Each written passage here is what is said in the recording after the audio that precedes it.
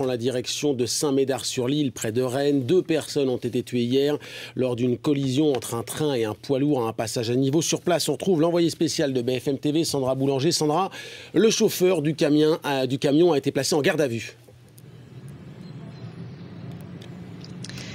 Oui, le chauffeur du poids lourd qui n'a été que très légèrement blessé dans la collision a été placé en garde à vue dès hier soir. Une enquête a été ouverte pour homicide involontaire. D'après plusieurs témoins, hier à 17h30, ce chauffeur passe au rouge alors que les barrières s'apprêtent à se baisser. Et il est gêné par une voiture qui arrive en face. La route est étroite, les 2 véhicules ne peuvent pas passer côte à côte. Le poids lourd tente alors de reculer, mais il est trop tard. Il reste coincé sur le passage à niveau alors que le TER arrive à 110 km/h. D'après les habitants du quartier, ce passage à niveau est réputé dangereux. La visibilité est mauvaise à la fois pour les véhicules et pour les trains. Un voisin nous a confié qu'on l'avait mis en garde quand il s'est installé ici il y a 4 mois.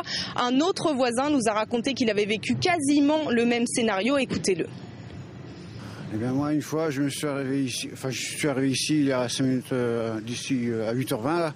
Eh ben, un camion hésitait de passer, j'ai failli être bloqué quoi, parce qu'il commençait à reculer. Il y a eu un petit problème avec la barrière, je ne sais plus trop si c'est lui, mais ici il a douté quoi.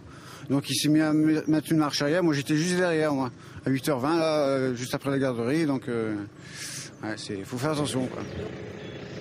Le maire explique aussi que ce passage à niveau est dangereux car beaucoup de poids lourds circulent dans cette commune de 1300 habitants car il y a une carrière. Le ministre des Transports Thierry Mariani s'est rendu sur place hier soir. Il a assuré que ce passage à niveau n'était pas, je cite, jugé préoccupant. Pourtant, un accident identique a eu lieu en 2007 entre un TER et un camion de gravier faisant 40 blessés. Des travaux de signalisation et d'élargissement de la voie ferrée avaient alors été préconisés, mais seuls les panneaux de signalisation ont été installés. L'élargissement, lui, n'a jamais été effectué.